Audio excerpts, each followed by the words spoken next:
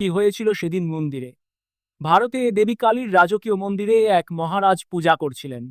মহারাজের নাম ছিল রাজা বিজয়, যিনি তার অহংকারের জন্য বিখ্যাত ছিলেন।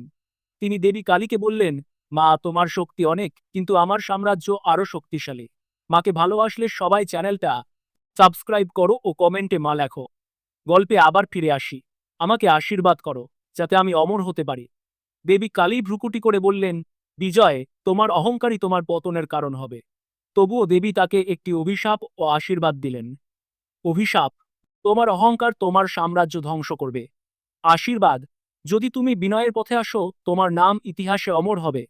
বিজয় এই সতর্কতাকে অবহেলা করলেন। কয়েক বছর পর শত্রুরা তার রাজ্য আক্রমণ করল। বিজয় তার অহংকার ত্যাগ করে দেবী কালীর শরণ নিলেন। দেবী তার প্রতিশ্রুতি রক্ষা করলেন, কিন্তু রাজ্যের পরিবর্তে বিজয়ের নাম ইতিহাসে বেঁচে থাকলেও তার বিনয়ের জন্য